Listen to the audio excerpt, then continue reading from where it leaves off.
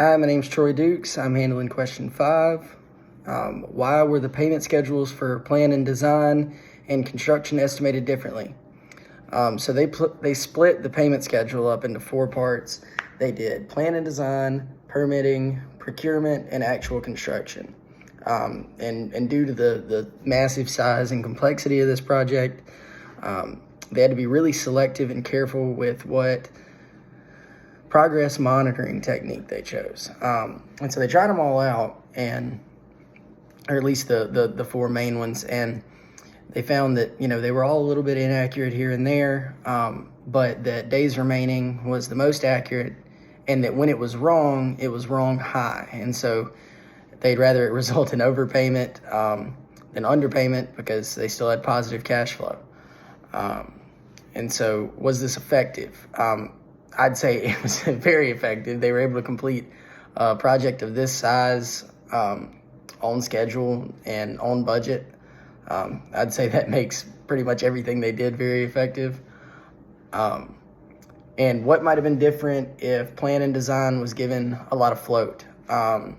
So they did build in some float in plan and design for the stuff that was hard to predict. That didn't really have a nailed down timeline or didn't affect the critical path. RFIs and stuff like that, they did build in float for, but they didn't intentionally build in an inaccurate amount of float into anything. I think that's probably a pretty dangerous idea when you're talking about working with a days remaining payment schedule.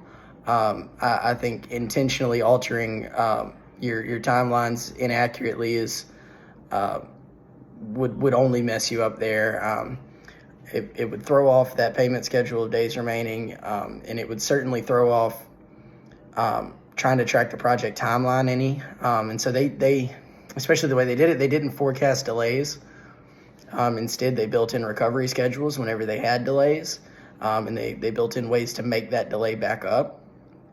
And so building in huge amounts of float when it's not necessary certainly would have screwed both of those things up.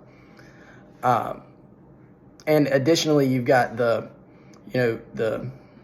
more broad issues with building in unnecessary float in something like this. That you do lose team initiative, and that you do run the risk of lack of communication and real life delays, even through the float, because stuff does get lost over time and people are forgetting stuff like that. And, when people aren't hustling, trying to make a deadline, a lot of time it's because they're not doing their best work.